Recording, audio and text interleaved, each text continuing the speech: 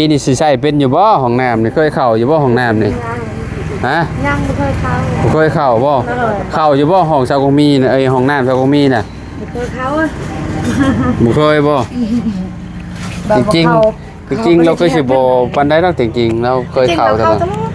ของเราจะเป็นมันสะดวกกว่าการไลน์เนาะกับการไปป่าเนาะแม่นเราอ่ะ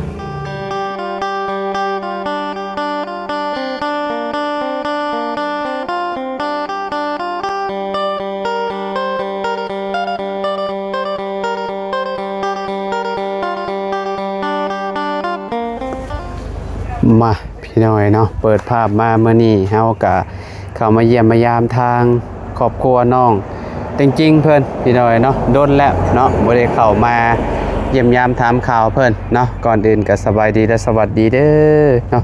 FC บ่สุขสู่คนพี่น้อยเนาะโอ้มามื้อนี้ทางสร้างแล่เนาะเพิ่นมาอันนี้แล้วพี่น้อยเนาะอ้าวสวัสดีเด้อสวัสดีสวัสดีสวีน้องจริงๆเนาะดาวอนสวัสดีป้าโตพี่น้อยเนาะพากันสวัสดีตุ๊ดนแล้วบ่ได้พ่อกันเนาะเป็นได้อยู่ดีไหมแฮงโอ้ยทางสร้างใหญ่เฮาเนาะลงมืออันพังเสาเห็นห้องน้ำแล้วพี่น้อยเนาะโอ้ดีใจน้ำเนาะที่ได้มีห้องน้ำใส่แล้วพี่น้องเอ้ยท่อมันอยู่พื้นบ่อยู่ลุ่มบ่โอ้น้ำมันก็ไหลสะดวกแล้วสานี่เนาะลงอันนี้เลยพี่น้องเอ้ยเนาะโอ้โอเคครับโอ้ลงไปพุ่นจะเป็นห่วยพี่น้องเอ้ยเนาะข้าวพ่อน้องไก่ก็งามอยู่เด้อพี่น้องเอ้ยเนาะพุ่นน่ะเขียวขนาดเลยเพิ่นขาหญ้าบ่นี่เรียกว่าเพิ่นถอนเอาถอนเนาะน่าสิถอนพี่น้องเอ้ยเนาะแถวนี้เพิ่นปลูกต้นกล้วยเบิดเลยเนาะฝนตกลิ่นๆแบบนี้เนาะคือสิแห้งซ่าอยู่พี่น้องเอ้ยเนาะมันบ่แดดปานใดสวีนี่สิใช้เป็นอยู่บ่ห้องน้ำนี่เคยเข้าอยู่บ่ห้องน้ำนี่ฮะยังไม่เคยเข้าบ่เคยเข้าบ่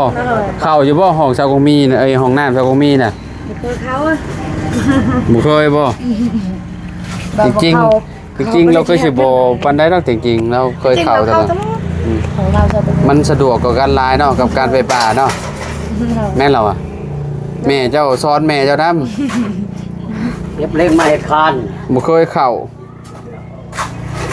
เป็นนาสาวีคือบ่เข้าห้องน้ำ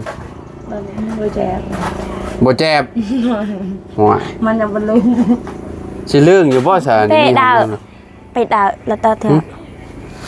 แล้วก็บ่เปล่าน้ำให้เขาเอาเลยเป็นยังไงเนาะเป็นจังได๋อยู่ดีมีแฮงเด้อเบิ่พ่อกัน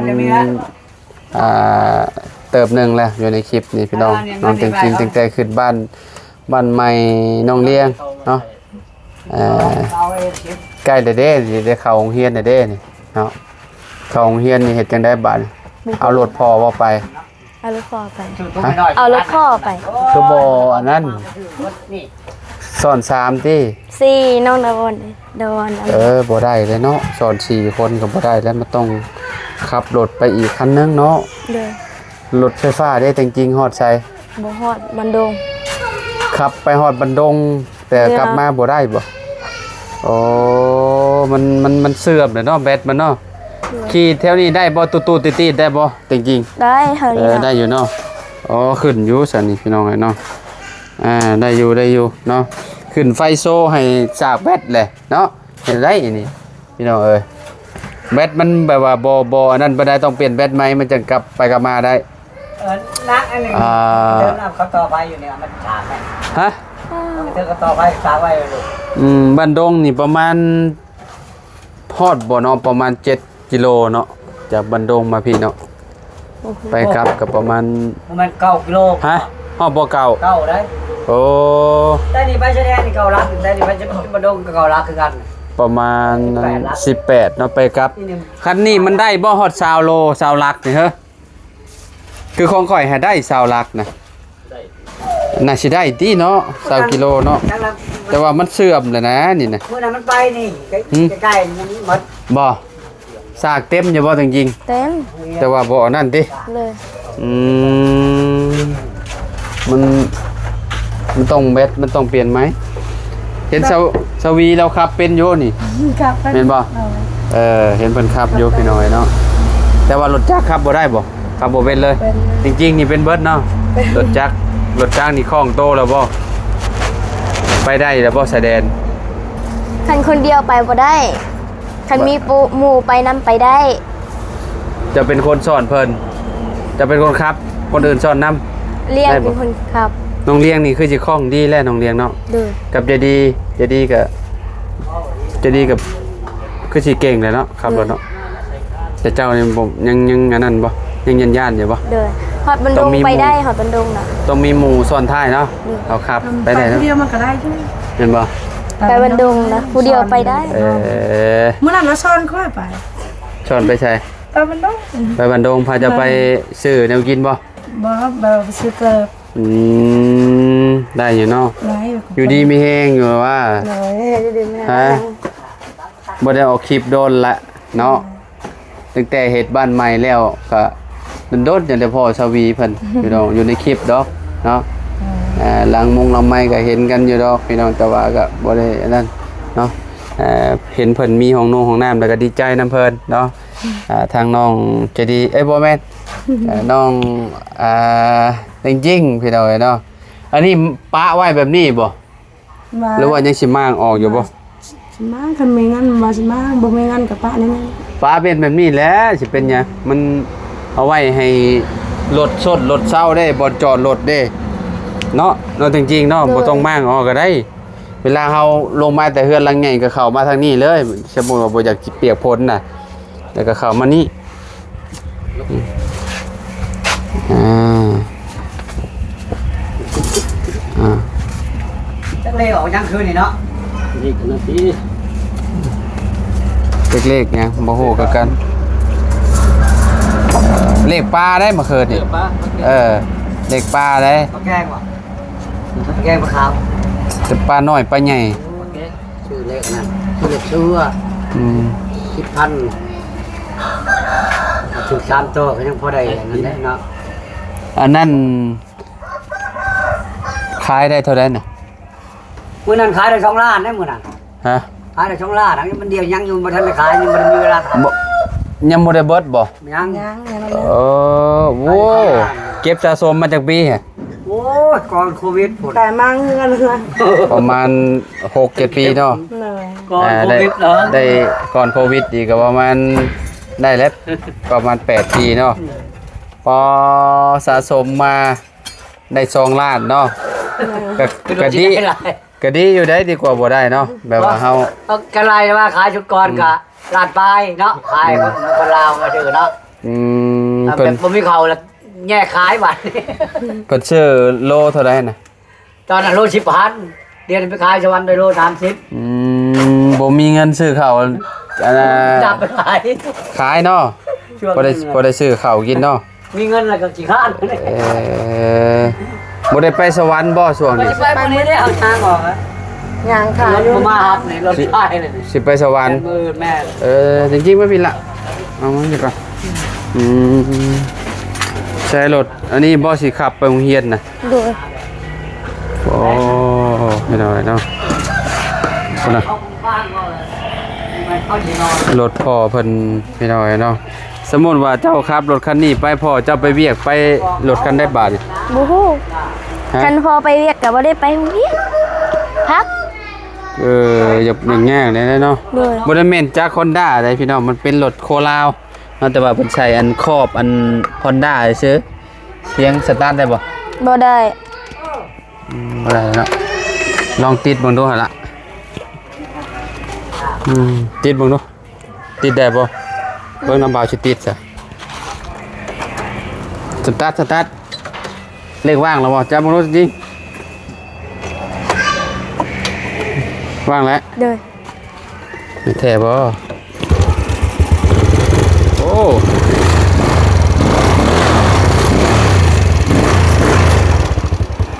เสียงยังนิ่มอยู่ซะเนาะไปแป้งมาเลยนะนี่มันแป้งมาแล้วบ่จ๊ะ ลีนอ่ะ ฮะ ลีนเดือนนึงครับ กินลิ้นบ่กินน้ำมันเครื่องบ่ บ้านน้ำมันเครื่องแรงเดือนนึงก็แรงเลย มันรวมนี่น่ะ มันคือมันเป็นควันเนาะ แม่นมันรวมบ่แห้งเด้ธรรมดาเด้ บ้านเราไปตลอดบ้านไปมือชื่อไปมือพีนนะ บางทีก็ปอกสูบมันแบบว่ามันบ่นั่นบันไดเด้เชียดปอกสูบใหม่ มันอันนี้มันนี่อีหยังก็เจ้าห้องอีหยังบ่ อันใด อีหยังนี่มองลูกสูบมันนี่พี่น้องเอ้ยเนาะมันอยากห่างกันหลายมันก็น้ำมันเครื่องจะเปลืองคือรถข่อยคือกันไปเฮ็ดรถคิกข่อยน่ะขี่ประมาณ15มื้อน้ำมันเครื่องเบิดเพราะว่าเฮาปาให้น้ำมันเครื่องมันเบิดแล้วเฮามาเติมบัดนี้มันควันบัดนี้มันรวมบัดนี้เนาะมันรวมแล้วมันนั่นนี่จะบายหมดล้นนี่เอามือล่วงมึงเนาะจริงๆนี่ละนี่เอามือเขานี่ให้มันบายออกมาเลยให้ได้เห็นบ่ควันเต็มมือเลยพี่น้อยเนาะมันอันนั้นดำมาเด้นี่เห็นบ่น้ำมันเครื่องแหละอันนี้นะมันเป็นก้อนๆออกมาแบบนี้นะแล้วเปลืองบัดนี้รถปกตินะมันจะเป็นแบบนี้นี่จริงๆมันจะเป็นแบบนี้นี่เด้อรถคันนี้ก็โอ้ดำคือกันดำอยู่รถน้ำเบาบ่ดำรถน้ำเบารถคันนี้ก็คือกันนี่เริ่มแล้วจะหน่อยเนาะแต่มันยังโมแหงบันไดเด้รถเจ้านี่แหละเป็นน้ำอันนี้มันลูกชูบมันแล้วก็เจ้าห้องอย่างมันพี่น้องคอมเมนต์มายกพี่น้องเลยเนาะรถเต็กยิงนี่รถพ่อเล่านี่เราสิได้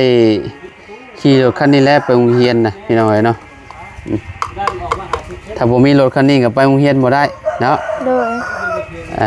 เพราะว่ามีดาวอนน้องเลี้ยงน้องเจดีเนาะ4คนพี่น้องซ่อน4คนก็บ่ได้ดอกรถคันเดียวเนาะมีแต่คนโตใหญ่ๆเลยพี่น้องเอ้ยกันว่าจริงๆก็ขี่ผู้เดียวก็เต็มเลยพี่ห่อพี่เลยแม่นบ่จริงเพียงพี่ห่อพี่บ่ห่อนี่บ่ห่อหม้องนี้เนาะดาวอนนี่เอาบ่แม่นเจ้าดาวอนจริงๆเอ้ยบ่แม่นเลี้ยงเจดีสมมุติว่าบ่4คนก็เต็มแล้ว4คนคนนึงนั่งสิอยู่นั่งหน้ามันก็ขับบ่ถนัดคือเก่าแล้วมันขับยากเนาะยังมีหยังเสียอยู่ในนี้น่ะเบิดแล้วบ่ยังเล็กยังโยมอยู่ โอ้ยังโยมยังอยู่ยังอยู่คิดว่าเบิดเลยพอเราขายฮะก็ได้ครึ่งหนึ่งยังเหลืออยู่ครึ่งหนึ่งพี่น้องเนาะสมชื่อว่าสมบัติแนวที่ว่าเราสะสมไว้พี่น้องเนาะนี่พอได้แก้ได้แต่ว่าก็ได้เนาะท่านว่าผมมีเงินเนี่ยนี่รอเอาเก็บมาทับอะไรก็ได้เลยพี่น้องเป็นได้เสียค่าไฟเสียเท่าไรเดือนนี่โอ้โหพอเป็นคนจ่ายเดี๋ยวไปถามสวีก่อนสวีไปเลยค่าไฟเสียเท่าไรเดือนนี่ค่าไฟเสียเท่าไรแม่นเดือนนี่นะ38 38,000บ่แพงบ่ได้เนาะพี่น้อง38เนาะแม่38,000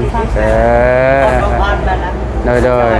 นั่นจะลาจ่ายเนาะแม่เรียนกันอาจารย์ลาวจ่ายบ่เปลืองบันไดบ่แพงบันไดซะดอกเนาะจะไปอยู่แสดงก็แพง4-5แสนเนาะแม่นเฮือนเฮาก็ประมาณ300,000ปลายนี่แหละเกือบ400,000เขาใส่แอร์เนาะพี่น้องมันลดจากแพงแค่นั้นนะเฮือนเพิ่นบ่ได้ใส่หยังหลายใส่แต่ตู้เย็นก็บ่แพงดอก38,000นึงพี่น้องเนาะบ่ฮอด100 บาทซ้ำเนาะถือว่าโอเคอยู่เนาะจริงๆเนาะเฮือนก็ยังงามคือเก่าอยู่เนาะสีก็โอเคคือเก่าพี่น้องเนาะดีแล้วเนาะมีเฮือนมีนี่อยู่แล้วจะน้อยก็มีห้องน้ำพี่น้องห้องน้ำใส่สวีคือจิทูคูเมอร์แล้วนี่เนาะ เอามือมาขึ้นไปเหยียบ อืม ฝนตกเลยนะเต็มเลย คนมากบ่ เลย มากขึ้นมาอยู่นี่บ่มา ยามฝนตกคนเข้ามา พี่น้อยเนาะพี่น้อยเนาะเป็นใดจริงๆคือเห็ดหน้าบูดๆเศร้าๆเนี่ยเป็นยัง พ่อ ไง บ่ได้เป็นหยังนะบอก หึ บ่ได้เป็นห บ่ ยัง สบายบ่ โดย หึปวดหัว โดย กินยาแล้วบ่ แล้ว กินแล้วเนาะเจ้าว่าให้ยุงกัดหลายบ่จัก บ่ ยุงกัดหลายมันช่วงนี้อันไข้ยุงระบาดซ้ำพี่น้อยเนาะไข้เลือดออกเนาะก็เป็นหลายเด้พี่น้อยเนาะไปห้องหมอนี่สงสัยนอนเต็มอยู่แหละพี่น้องคนเป็นไข้เลือดออกเนาะเพราะว่ายามนี้ยามฝนเดก็ต้องระวังได้เนาะระวังเอาหั่นแหละเนาะเรื่องยุงเรื่องหยังบ่ได้แต่ว่าแต่น้องจริงๆแหละพี่น้อยเนาะชุมเฮาก็คือการนอนบ่ค่อยได้กลางมุ้งอยู่นี่เฮือนลุงก็ได้เนาะนอนเรียงกันเลยพี่น้อยเนาะบ่ได้แบบกลางมุ้งอีหยังเลยชุมเฮาบางทีก็ยุงหลายได้พี่น้อยเนาะโอเคซะเดี๋ยวไปปะเลยเด้อล่ะเด้อจังได้ก็ดีใจนำเด้อ โดย เรื่องห้องนุ่งห้องน้ำเพิ่นพี่น้องเพิ่นก็มีห้องน้ำใส่แล้ว แต่คิดคิดอ่างเรื่องไปโรงเรียนเลยแหละบัดนี้เนาะ โดย คันว่าจะเอารถไปพอกับบ่ได้ไปหาค้าขายแล้วเนาะ โดย มันก็ยังยากแน่น้อยนึงพี่น้องเนาะเจ้าก็ขี่รถถีบไปรถถีบเป็นได้ยังอยู่ว่ารถถีบนะ น้องชายเป็นคนขี้ รถถีบอันที่ซื้อมาบ่หันได้ เลย ขี่ได้อยู่บ่ ที่ได้ บ่ได้ตีนหัวตีนหยังติ บ่ เอาแท้ยังขี่ได้แท้บ่ โดยนิพนธ์เป็นคนขี้ รถคันน่ะหาได้รถถีบคันดำหรือว่าของเจ้า โดย โอ้ขี่ได้อยู่ก็ดีเลยเนาะพี่น้องเอ้ย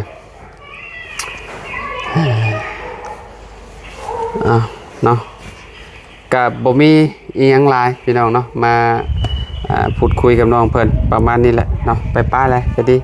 จริง สบายดี สบายดียังห้องแต่ใจดีพี่น้องเนาะให้น้องเพิ่นพักผ่อนกินยาแหละพักผ่อนแหละปวดหัวตัวห้อนพี่น้องเอ้ยไปเด้อสวีเด้อสบายดีเด้อไปพี่น้องเอ้ยเนาะอยู่ดีไม่แห้งบัสุขูสุคนพี่น้องขอบคุณหลายๆขอบคุณ FC เนาะที่มาหับชมคลิปเนาะบ่ว่าสิอยู่ในและก็ต่างประเทศพี่น้องเอ้ยเนาะทางสร้างเพิ่นก็มาอันนี้พี่น้องเอ้ยเนาะตั้งเสาเนาะห้องนุ่งห้องน้ำน้องจริงๆเพิ่นพี่น้องเอ้ยเนาะก็สิได้ใช้ไว้นี่แหละคิดว่าพี่น้องเอ้ยเนาะกันว่าฝนบ่ตกฟ้าบ่ลงเนาะพี่น้องเอาไว้พบไปเจอกันคลิปหน้าสำหรับคลิปนี้ไปแล้วพี่น้องพอกันใหม่สบายดี